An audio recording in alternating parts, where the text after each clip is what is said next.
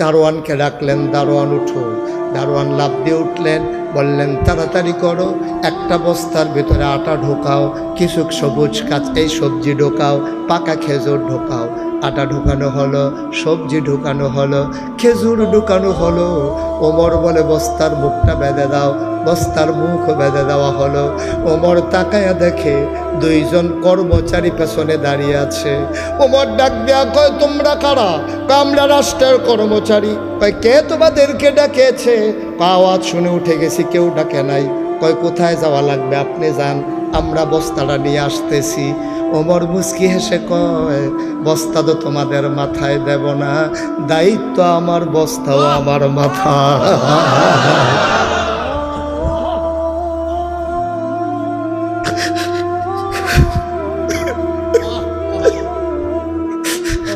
দায়িত্ব আমার, বস্তাও থাকবে আমার মাথায়। তোমরা ঘুমিয়ে পড়ো।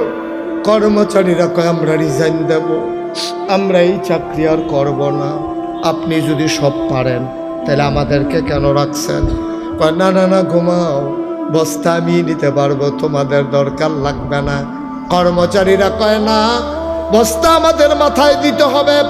আপনি অর্ধ পৃথিবীর প্রেসিডেন্ট, জান্নাতের সুসংবাদ প্রাপ্ত মানুষ, আমিরুল মুমিনিন, খলিফাতুল মুসলিমিন। আপনার মতো মানুষের মাথার উপরে আমি পারি না আটার বস্তা উঠাই দিতে। ওমর এবার কয়, তাইলে ঠিক আছে, তোমরা কি আটার বস্তা নিতে চাও? কাহা, আমরা আটার বস্তা নিতে চাই। ওমর এবার ডাক দেয়া কয়, আমিও দেব, তবে একটা শর্ত আছে। কিয়ামতের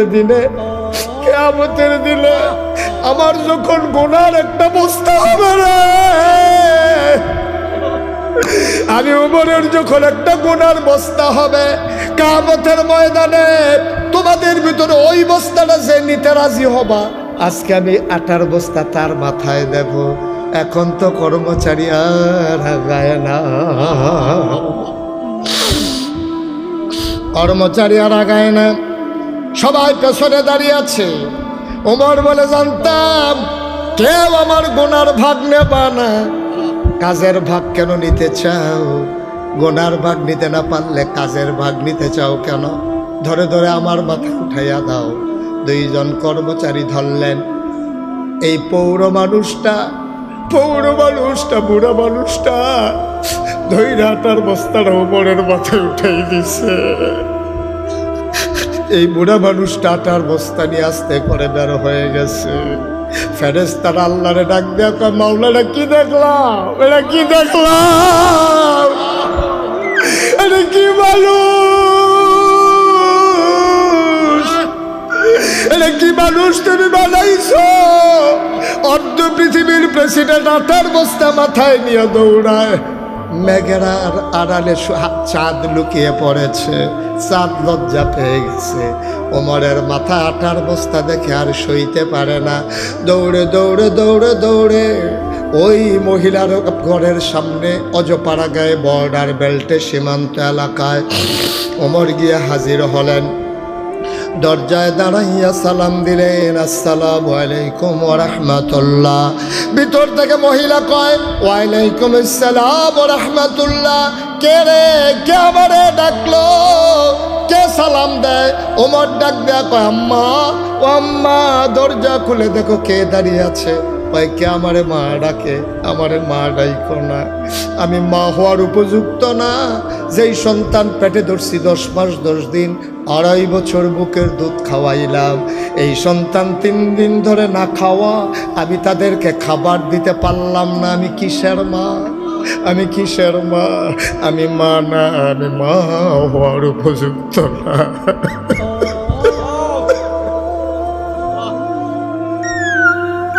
আমি মা হওয়ার উপযুক্ত না। কে রাস্তার পথিক, কে আমার মা ডাকো, আমার মা ডাইকো না। তুমি অন্য দরজায় যাও, নিশ্চয়ই তোমার বড় খিদা, আমার ঘরে কোনো খাবার নাই।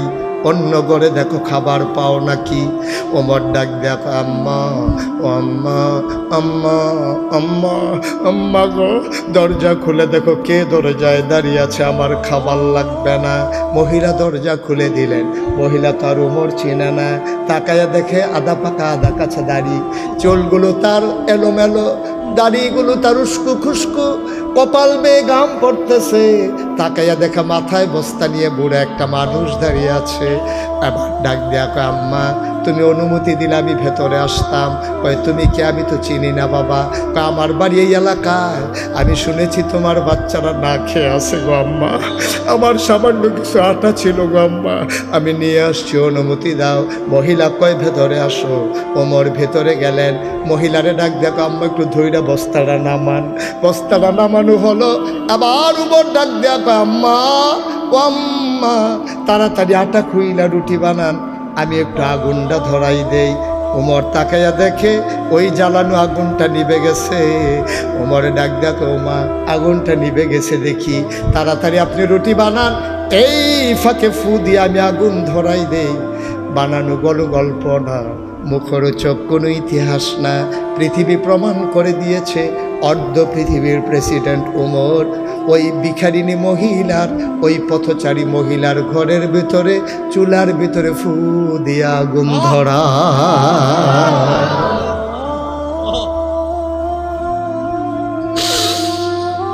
রুটি বানানো হয়ে গেল।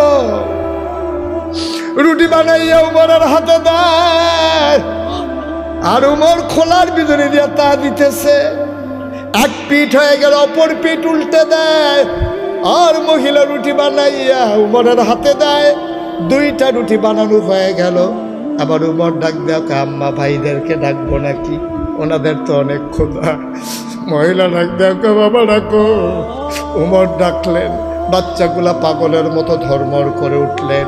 ওমর টুকরা টুকরা রুটি করে খেজুরের বিচি ফালাইয়া ওই রুটির ভিতরে খেজুর দিয়া বাচ্চাদের মুখের কাছে নেয়।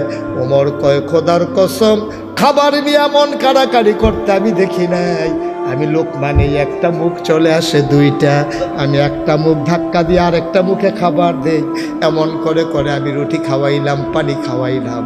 এবার আমি বললাম আম্মা, আমার ভাইয়েরা আর খিদা নাই গো আম্মা, এবার তুমি একটা রুটি খাও, তোমার তো নিশ্চয়ই পেটে বড় ক্ষুধা।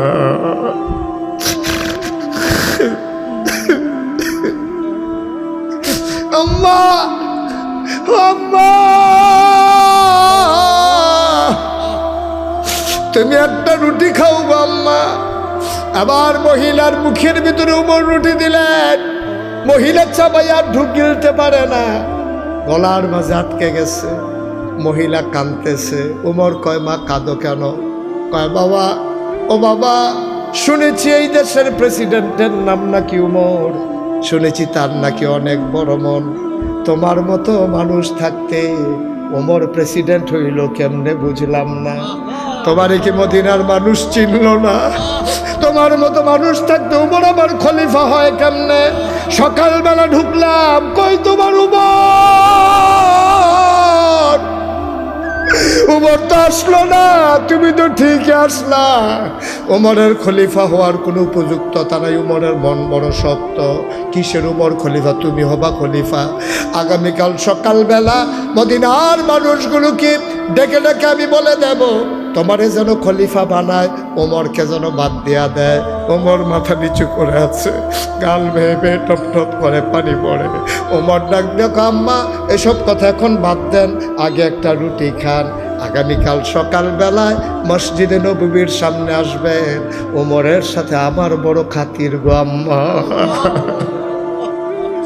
উমরের সাথে আমার বড় খাতির। আমি উমরকে যা বলি উমর তাই করে। সুবহানাল্লাহ।